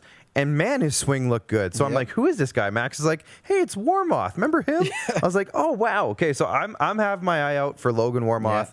Again, maybe it's as like the embarrassment of riches of having a deep farm system, though. Yeah, right? It's kind of nice to see these guys coming out of the woodwork. Of a 2017 forgotten first round pick. I think he was picked 22nd overall. it was Something high around up that there. range. But anyway, if he can contribute somewhere, hey, that looks good for whoever was in charge of that pick. I agreed. Now, last thing we're going to talk about, and then we're going to a break. Trade targets are emerging around the MLB. We were looking at some standings earlier, and the Cincinnati Reds are having a terrible spring training, and that doesn't mean anything, but they also weren't super great last year. They're penciled in to have a good season this and year. They were also dumping salary before the season. So Sonny Gray is coming out as a guy who I think would make a ton of sense to bring in if the Jays are really serious about improving their pitching staff. He's had some really good years in the past. He got traded to the Yankees, I think, that one year, and everyone said he had a rough year, but I looked at his numbers. It wasn't that bad. No. So he maybe had a couple bad games. A rough year for him, because he has had quite the good career. He might have had a couple of bad games. Going back to his days in Oakland, if I'm correct? Yeah, he had 3 really good years in Oakland, and then he bounced around a little bit, and then he had a great year in Cincinnati. I think he got a really good return, like for Oakland from the Yankees when they dealt him. Yes, he did. He was one of those guys where you're like, oh yeah, he's going to net a package. And he was young at the time. He was like 28 or something, and he was dominating the AL West. He's only 31, so that would have been he would have been like 27 years old or something like that. So I think Sonny Gray's a great target. I'm starting to like him. Let's get him. Yeah, I think so. The other one we were talking about, the San Francisco Giants. We are not sure how good they're going to be this year. And they have a few guys, actually, I wouldn't hate on this roster, but Kevin Gausman was the one. Yep. The Jays have tried to sign him 2 straight off seasons, can't seem to get him for some reason. So the idea is just trade for him, and he's forced to play for you. So we could do that. That'll be interesting. And the Giants have a couple other guys I was looking at on their roster, too. Is Jeff Samardzija still kicking around? Oh, no. There's just something fun about watching him I can't remember. pitch. I have let me just pull up their roster here, because I was actually interested in some of the pitchers. They have some decent pitchers. The roster, their lineup is what I'm trying to say. Right. It didn't have a whole lot to it, but they got Johnny Cueto there. They have Anthony Desclafini. Wow. They have Jake McGee. Was he in The Sopranos? Probably. I feel like I saw him in a season of The Sopranos. I think so. Aaron Sanchez is hanging out in San Fran. Aaron Sanchez. Oh, man. Well, they just signed him. I'd like to see Aaron Sanchez have a rebound year. I'd love to see him back in Toronto. I don't know about Toronto. He's one of those guys where I did really grow an affinity for him. I'd like to see him have success somewhere else. I just hope his finger can stay safe. If he finds his way back, it was meant to be. He always got finger blisters. Poor guy. Well, it's because he wasn't pitching in a warm enough climate. Look at that. Right. Go to San Francisco, pitch in the Bay. You're good to go. The other name is Alex Wood that we were talking about before. So they've got some pitchers there, but their roster doesn't look all that great. No. My boy Evan Longoria is hanging out there. He's my favorite player from years back. He was always my favorite player. I never would have pegged that, hey? I don't know. I had from that era, hey? Well, no, it's not your all-time favorite player. No, Pujols is up there. Carlos Delgado is up there. I have an affinity for first baseman given my stature. Given your stature? And the fact that I played there. Baseman. Well, I know, but third baseman. He was like my one other guy that I was always I like him. He came up with the Rays as that young kind of stud and just like took over right away. Yep. And then I just really liked those powder blue Rays jerseys. Yeah, those were good. You know, I miss the Devil Ray jerseys. Well, yeah, I think he came up in the Devil Ray era too, but I loved, and that was when the Rays were like scrappy and they kept making the playoffs and beating the heavyweights, and he was a big part of that. They had some good years. I fell in love with Evan Longoria around like the late 2000s era, 2006, 2007, somewhere in there. Jeez, that's longer than your marriage. Yes, yeah. So you've been in love with Evan Longoria longer than your partner. Yep. Well, let's dive my marriage. into this. I've only been married for 5 years. Okay. I've been with my wife for 2. Are we live right now? I feel like we're in a bit of a fog. Yeah. Hey, are we still on? Anyways, we're going to hit a break. We're coming back. We're talking hockey. We got a ton to go over, so don't go away. And hey, send in your questions now because we got hot rumors. We got who's hot, who's not. And we got a whole lot more coming up. Clark's got the hots for Evan Longoria. And I love Stay tuned. Evan Longoria. See you after the break. Don't rack your brain trying to source the equipment and materials you need for your business. Rockstar can operate your entire supply chain, from PO creation to expediting your shipments, all from our office. Leverage the buying power of the Rockstar Buying Group to not only save money and time, but also the headache. From gloves to glue, we can provide it for you. Find out more at rockstar.com. Comfort has always been something we, as people, strive for. It means that the places we live and work, and that the people we care most about, are able to go about their lives, focusing on the things that matter. While the world seems to be facing one challenge after another, our focus at FlameTech has remained the same for more than 20 years. Now more than ever, we need each other to support our local businesses. As an industry leader in combustion services, we are proud to attend to the needs of our communities and support the local economy. He's covering everything that matters to you. It's the Rod Peterson Show. Tune in live Monday to Friday, 10 a.m. to noon to catch the show live and be a part of the action. Take control by commenting live and sharing the show with your friends. Everyday hoop life.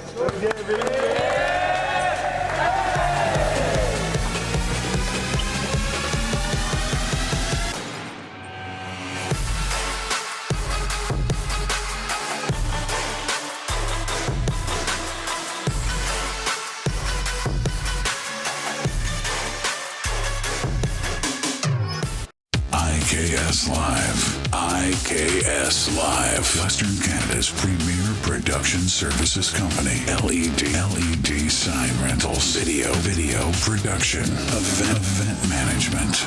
Look no further than IKS Live. Visit our website. IKS Live. Always the best seat in the house. IKS Live.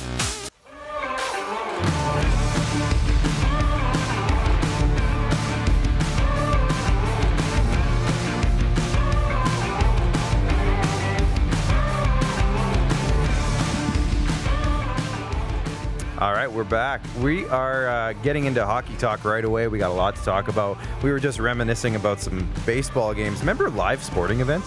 I do. It's a vague, foggy memory. How many? We got a few people watching. Here's still. hoping it's coming back, though. In all seriousness, it's coming. Send in your favorite all-time sporting event that you've been to. I'm curious. We got a few people watching. So send in your favorite and the highlight, all-time. the defining highlight from that game. Yeah. Let me know. I want to know what yours is. We got a few people still checking in, so send them in now. I got to make a read here because I forgot. But hey, are you looking for a way to improve your skills on the baseball diamond? Are your kids in need of some training, skill building, or private coaching? Check out RBI Baseball and Softball Training Center today, located just east of Regina. RBI is Southern Saskatchewan's premier baseball and softball training facility. Check out their Facebook, Instagram, or website today and get to work at RBI. They do rise above the rest, I will say. Now, in segment 4, we're getting into hockey talk. I kind of blew up on TikTok over the weekend here, Max. I don't know if you heard. Did you hear? Might have from you. I told you a few times. It was a good video. I did this series, so I think I said it on last week's SquadCast, but I'm like trying to get TikTok famous so that I can go live during the SquadCast. No, my uncle always liked various to say other things. Trying leads to failure, but hey, there is no try, just do. So I am getting Facebook or TikTok famous, I should say. So it actually, I got a little bit of a burst over the weekend. I did a series where I predicted the next Team Canada for the Winter Olympics hockey, and I just said if NHL players were going, this is who I'd pick. And there it is. So this is the last Olympic team. Try to name me a few players on that team. I bet you can't. The one most recognizable guy is in the back on the left. It's Sean Burke. Yes. he was I think the general manager of the team, I think. Or at least he was the goaltending consultant or something. He was something to do with it. Chris Kelly. Remember Chris Kelly? I do remember Chris He's Kelly. He's the captain. I think Derek Roy. Derek Roy might be in there. Derek Roy, former Buffalo Sabres. Ben Scrivens is on the bottom right there, goaltender. Ben Scrivens. Oh, what could have been in Toronto, hey? Right. So there's a few other guys. You'd probably, if you're a deep hockey fan, you probably recognize. If you watch the Spengler Cup, you'd know a lot of those names. Yeah. So with that in mind, I put together what I think would be the upcoming Winter Olympic roster. And I almost want to tease it and say, go watch it on my TikTok. But that's fine. I'll just say it because I want to hear what you think, and maybe we can go back and forth for a minute or two. So I had Mark Stone, Connor McDavid, and Nathan McKinnon. That's my first line. So McKinnon's going to play right wing to McDavid center. But, okay. I mean, they can switch because with the sticks, left and right Mark Stone's a right-handed. Gotcha. So would he be a left-handed, left winger, I should say? I don't know. But I think those three together would be really good. Then I had Marchand, Crosby, and Bergeron, the old faithful. The World Cup I called it the old faithful. Yep. They've been together several times in the past, and they're always good. Third line, now this is where I got in some trouble on TikTok because I put Jonathan Huberdeau. Nobody had an issue with that. John Tavares, a lot of people had an issue with that. And Mitch Marner. So I put the two Leafs together who play really well together, and Jonathan Huberdeau, who I think would complement them very well. A lot of people said Tavares ain't going to make it. And to that, I say, it's my list. Make your own. Fourth line, I had, to me, this sounds just fun to think about. Yeah. Braden Point, Mark Scheifele, and Matt Barzal are my fourth line. So that's not your typical fourth line, but I'm thinking you kill him with skill this time around. Repeat that fourth line for me. Braden Point, Mark Scheifele, and Matt Barzal. Gotcha. Like, nobody's catching up to those guys on a fourth line. Right. So it's not your typical. A lot of people said Sean Couturier's got to be on the team. Steven Stamkos going? He's my extra forward. Okay. Steven Stamkos is your 13th Ryan O'Reilly? guy. So a lot of people said that Couturier and Riley should be on there before Tavares. Gotcha. There's a couple other people, bashing me for certain people and not putting people on. If Jonathan Taves is healthy, Lord willing, is he I don't know if he is fit in that mix? With him missing a whole year, I don't know if he is anymore. I hate to say it. He's one of my favorite players. I love the guy. I don't know if he is. I feel like Hockey Canada is trying to go in a bit of a different direction while still maintaining some of the old heroes of the past. Right. But I do think that they are trying to kind of make a new path. Yep. With the Barzals and the Braden Points and et cetera, et cetera. So Mitch Marner, those types of guys, because they have. You talk to Rod, Connor Bedard will be on this team. Connor Bedard will be on the Olympic team. He's pretty good. He is pretty good. So my defensive group was Shea Theodore and Alex Pietrangelo from Vegas. They're playing together. They're doing well. They seem like they're going to be a good top pair. I know Shea Theodore is probably new to a lot of people, but he's been deadly. He is a very, very good defenseman. Very highly underrated, and again, falls under the shadow of a couple of really good names in Vegas. Yeah. When you're playing with Petro, he's kind of like the Ryan Ellis to Roman Josi, to borrow an analogy from my dear and beloved Predators. He's the Seabrook to Duncan Keith. There you go. Again, right? Absolutely. Except maybe the other way around. A guy that plays a very responsible game, can still chip in offensively, and a guy that just can do it all. Yeah. So Jamie Anstey says, Jackson, my nephew, says, TikTok famous Clark. Jamie Anstey says Taves over Tavares, but if he's healthy, so we don't even know that. So that's why I didn't put him even anywhere close to the roster. So the rest of my defense, I got in a little trouble for this because I was wearing a Leafs hat in the video. Morgan Riley. Riley with Drew Doughty. Okay.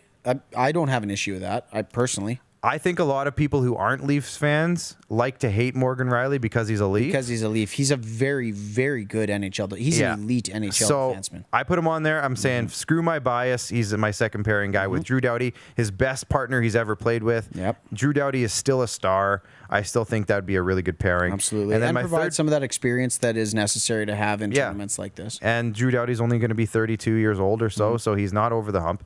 And then my third pairing was Darnell Nurse, younger, and Cale Makar, younger. So you're getting, now a lot of people said Thomas Chabot should be on there. I haven't said Shea Weber yet. He's my extra D. Yeah. So Shea Weber's still there, so he can mix around. He can come in. Depends the team you want to build. That's where again, I'm not gonna slag you for the Nurse pick. I think he's he's good emerging. Defenseman. He's played like 30 minutes a night, a lot of nights. That's because Oscar Klefbom's not playing in Edmonton. He's filled in nicely, though. He's filled in okay. That's my argument. The Oilers still have some issues keeping the puck out of the net, and when you're the defenseman being on the ice half the game, you got to be a little bit better. I think the Nurse has to deserve Olympic consideration at this point in his career. Like you said, he's still young. He might be a lock for the 2026 team. One thing, I just lost internet connection. I don't know why. I don't know why, but I lost it. One thing that I have learned is that if you put something in a TikTok video specifically a little bit wrong, a lot of people call you out for it. And that was one of the first things that a lot of people said when they commented on my video was I'd pick Thomas Chabot over Darnell Nurse or Morgan Riley, or I'd pick who are the other names? Brent Burns, a lot of people said. Some people said Chris Letang. I said my other couple that I said were well, shoot, now I'm blanking. Now this is making for bad television. It is. But there was 3 or 4 other guys that I would have also put in to this team. They were my extra guys that I could see making the roster. And so it's a good group of people. Anyways, we got to get into goalies. So I put Carey Price as my starter, and a lot of people didn't like that because he hasn't been the same goalie as he has been. He's looked all right the last 5 games since they got the old goaltending director changed. And he's literally never lost a game for Team Canada in international play. Yeah, can't mess with... I feel like you can't go away from that. I had Marc-Andre Fleury as my backup. He's been super hot. Zig Fracassi said he might be MVP worthy. Can't argue with that. He's been unbelievable. And then I put Jordan Binnington as my third. Now, a lot of people, and I see Jackson, my nephew, chiming in and says, Carter Hart is your third goalie. A lot of people weren't happy. Carter Hart was my extra. I didn't have Carter Hart as my third. I put Jordan Binnington in there because of his Stanley Cup experience. Right. And I feel like in the Olympics, when it's a short tournament like that, best on best, you need people in there who have played the big game. And to me, Carter Hart hasn't been there yet. He's played, big levels in junior, but in terms of the NHL, he's still really fresh. And as good as he is, I still feel like he's having a rough year this year, and it's just showing that he needs more time to season. And I think Binnington's been to the top. He's won the big game. All 3 of those goalies have won a big game. I was going to say the big game, but the Stanley Cup is the big game. Marc-Andre has, Jordan has, Price has won a couple gold medals. So I feel like you got to go with experience and veteran leadership as goalies. You can go young in the other places, but with goalies, you don't mess around. Yeah, and I'm with you on that Binnington pick. And quite honestly, when you look at it, he could slot as high as number 2. I really like the makeup of Jordan Binnington. I really like the identity that he has, and he's a gamer. He's a guy that, you know, when you need a win, you say, Jordan, this is your time. And that's how he's carved out an NHL career and been as successful as he has in as short a period of time as he has. We forget, the Blues were in last place when they went on their run to the Stanley Cup final. You know who the catalyst was? It was making the change to Jordan Binnington in net. So right, exactly. As far as being on the Olympic roster, like you said, it just comes down to the experience. And also, too, just when the chips were down, the guy showed up. Yeah. In like you said, a short tournament like that, you got to be able to have that switch to be able to turn it on, turn it off. And I think he's definitely one of those guys. Yeah, I'd put him in as nearly a lock at this point. I would think so. The other ones that you would argue, Carter Hart, we said, Darcy Kemper has been absolute beast in Arizona. A lot of people argued him. There was a couple other names. So when does the evaluation begin for this team? Mackenzie Blackwood was another name. Yeah. So you could argue that Steve Yzerman's been obviously thinking about this for quite some time. Who's going to spearhead Hockey Canada going into this tournament? But again, we go back to say, so does this season have any impact on what they're going to do in 22, or is it all about the guys who show up in the first half of next year? Well, okay, so a lot of people were saying, oh, Carey Price hasn't been very good this year. Well, it's not about this year. It's about next year. Gotcha. And then a lot of people said, well, Marc-Andre Fleury's been good. And some people, responded with, maybe next year he won't be. And Carter Hart not having a good year, but he, same argument. So that actually leads me into an interesting rant, and I had it scripted. Alrighty, hit us with it. There's been so much talk lately, and because I'm a Leafs fan, you hear it all the time. Freddie Anderson's yes, we do. Freddie Anderson's not good enough. Jack Campbell's, needs to be the starter. Michael Hutchinson's awful. You hear it sometimes when Pekka Rinne a couple years ago was going through a little bit of a slump. He's done. He can't play anymore. He's in the twilight. One thing I've noticed lately is that in the NHL, and this has been a pet peeve a little bit of mine, but a lot of teams who are considered better teams have gotten into systems where they have been suppressing shots. I don't know the exact numbers. There's probably somebody out there with some advanced statistic that I wish I knew about. But you see guys like, Columbus, for example, they play an extremely defensive style of game. Joonas Korpisalo typically is a stud, and a lot of people, when they play him, are like, oh, wow, I didn't know he was that good. He's unbelievable. Look at the playoffs last year. He played great. That was a short sample, but these teams don't give up very many shots. You're only giving up 20 to 25 shots a night a lot of nights. And when you let in 2 or 3 goals, for example, or your team that can't score to outscore that, you're losing a lot of games. So your save percentage isn't going to be very good because you're not getting as many shots as a bad team like Detroit, who gets 50 shots against them every game. So you see Jonathan Bernier right now. I think he has like a 912 save percentage, which is better than a lot of goalies in the league right now. And would you consider Jonathan Bernier one of the better goalies in the league? I don't think many people would say that. Is he 20% better or 20 points better in a save percentage than Freddie Anderson? I don't think I would say Jonathan Bernier was supposed to be your guy. Yeah, it was disappointing. Super disappointing that it didn't work out. Feels like a lifetime ago. Bernier and Reimer, man, that was supposed to be a deadly pairing, and it just didn't work out the way it was supposed to. But that's how the Leafs work. They run goalies out of town, and it's happening with Freddie right now, and it's kind of disappointing me, Max. That's all I'm going to say. Yeah. But there's, we shout out Steve Dangle podcast a lot, and well-deserved. They're awesome guys. They have a great show. But they were talking about what if the Leafs trade Freddie Anderson, and it just led me to this path of this conversation because they brought up, Adam Wilde brought up Jonathan Bernier as an option. Devin Dubnyk was brought up as an option. Linus Ullmark was brought up as an option, and I think there was another one. I can't think of who it was, but all of them is because they had like 9-10 save percentages. A, that's really average, so we shouldn't strive for that. We should strive for better. Yep. But B, it's because they're on bad teams and they're getting peppered with shots every single night. So if you make 40 saves out of 44, your save percentage is going to be better than if somebody makes 20 saves out of 24. Yep. It's just how it works. It's terrible math. I hate it. And goalies get the short end of the stick a lot of times. And I think I've been on this rant before, but I just needed to get that out there, man. You know what? That would have been an awesome talk for your brother Scott last week. I know. Well, our brother Scott last week. Right, because you're in the family. We'll have to have him back on and talk Absolutely. about that. But no, hey, at the end of the day, it's funny, right? That's a very deep topic, and that's where A lot of guys get paid a lot more money than we do to dissect it, but it's good to know that that's what's keeping you up at night, Clark. It's good. So Robin, well, it does. Honestly, I think about it a lot. Robin Wildy says, "Cough, Tuukka Rask, cough, cough." So are you saying he gets peppered with shots? No, we're talking about you guys. Oh, we traded him. Tuukka Rask. Thanks a lot, Robin. Thanks a lot. That's going to do it. We're done here tonight. I'm emotionally wrecked. Thanks a lot. No. I don't know. Do we want to talk about anything else, Max? I know we're kind of going a little long, but we want to talk trade bait a little bit. We've kind of done that all night, honestly. Yeah, we really have. I think, what would be a fun The one thing I'd like to end on is MVP debate, if you don't mind. That's exactly where I was going. You were going to do that. So, we put it in the... Squad select? Well, that too. We definitely have to talk about that. I want to have the donut debate. Oh, yeah. Do we have that picture, guys? That's to end the show. We were supposed to do that at the beginning. Let's save that for the last 5 minutes. But Okay. let's wrap it up with these last two topics right here, though. MVP Well, debate. there it is. Think about it. You have to cut one. We're going to come back to this in a couple minutes. One forever. Keep 3, cut 1 forever. It's gone, ever. It's What's done. happening? Never existed. This is a sports program, by the way. Yeah, so this is how we're going to end it. But we're going back to the MVP debate. Max, I want to hear yours first, and then I'll give you mine. Okay, and see, this is where it's Connor McDavid's league. Everybody else is just playing in it. I saw that caption on Instagram, and it just resonated with me. You watch what he does night in, night out, and you look at the Edmonton Oilers as a whole about how they show up some games. Where would they be without him? And I understand that as the NHL, it's a bit of a problem to have one guy severely outpacing the entire league every single year. But if he drags the Oilers to the playoffs, I don't see how you give it to really anyone else.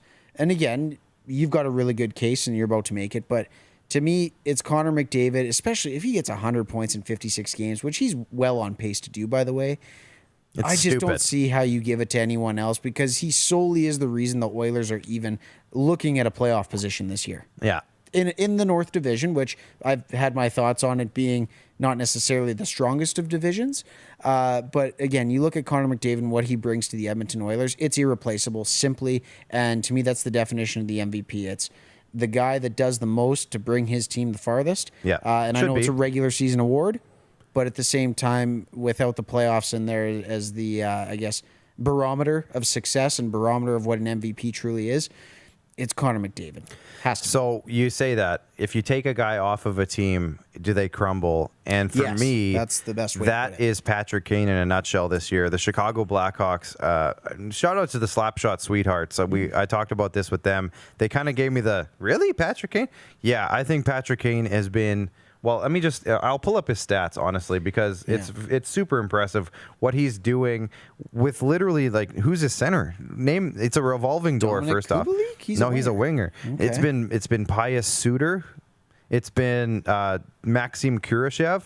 It's been a bunch of guys. Like, there's a rotating door. Missing Doc, missing his running mate, Johnny Taves. It's guys you've never heard of. I don't know if this is going to work for me. No, I'll do it differently. But just the fact that he's been able to drag this team into a playoff position in a year that nobody thought they would get 10 wins. I didn't think they'd get 10 wins. Yeah, we all called them dead last, yep. And he's basically doing it. He's driving that offense completely by him. I'd love to see the number of percentage of points that he's contributed to the team. It's got to be high. Yeah. So to me, Patrick Kane's the MVP. 42 points in 30 games. 42 points in 30 games.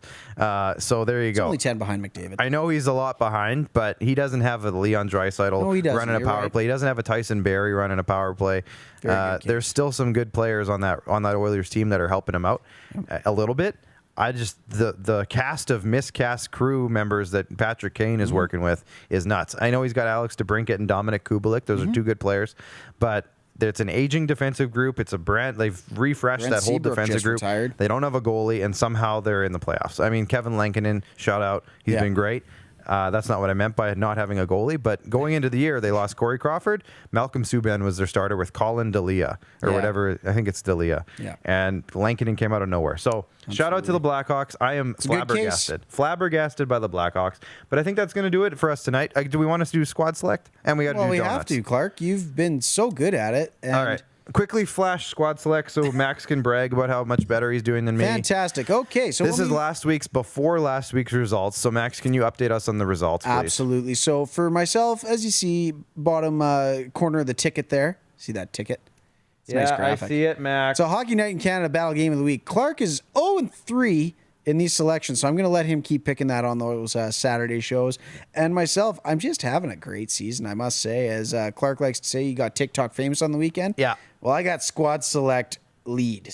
That's just what I do. Do we have to change the rules again? Are we at that point of the season? No. Okay. Anyways, so Clark is now, what are you, 6-9? I went 2-3, so 6-9. So you're 6-9. I'm sitting at 11-4. So a nice little. Just a quick update on my TikTok. Okay. I'm 677 followers now. I was at like less than 100 just last week. Fantastic stuff. All right, let's do the donut debate. Let's get out of here. Now, luckily, me and Max are on the exact same page, so we can wrap this up pretty quick. We said, okay, so first off, I don't know, Jordan, can you show my taco? That's a good segue. I'm wearing my Taco Tuesday socks. That, hey? So I got my taco Good socks. stuff. So you know what my answer is not going to be tacos. No. Love me a good taco. The old white people love tacos more than anybody else argument comes into play. I've heard that. Okay, hold on though. Chicken, beef, or fish? Or I usually go standard with beef. Standard beef taco? Typically, yeah. I mean, at home when you're doing that, I like that. Turkey is another one we go with Turkey often. tacos? Ground turkey, yeah. It's good. It's the same. You put all the same stuff on it. It's just turkey instead of beef. Hippie. Well, hey, if you knew my wife, you'd know. Sorry, Amy, that wasn't a shot at you. That's the least of I'm not about that ground turkey. No. Okay, turkey's for Thanksgiving. That's the least of her hippiness. There's a lot more to it. But we said bacon. You can't get. It's good on everything. It goes well in everything. You can't get rid of bacon. No. Sushi's so unique. It's one of the only things like it. There's not a whole lot else there that could replace it. But our production team does not agree with us. No, see, this is it. Against it. Jordan's a picky eater, so he said sushi because he's just a baby about stuff, and he doesn't have a mature flavor palate like a lot of other people. It's a good thing we have the mics right now, hey? Yeah, he's going to cut us out here really fast. So I got to get quickly in this. Now, I'm surprised Alan said get rid of sushi. I don't know why. Maybe is that a thing? I don't know. But I thought Alan would like sushi. A lot of people like sushi. I like sushi.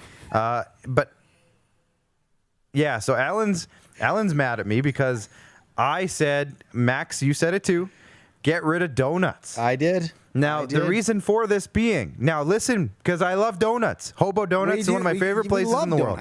I love Hobo Donuts. You just don't love them as much as everything else on the list. And Alan's calling me out for hypocrisy, but I love me a good donut. I really do. Ask my wife. I literally talk about donuts on an almost daily basis. It's a weird obsession. You are Homer Simpson. However, there's other things like donuts that could replace donuts if you got rid of them forever. You could make a piece of cake and put some frosting on it. It's almost the same thing.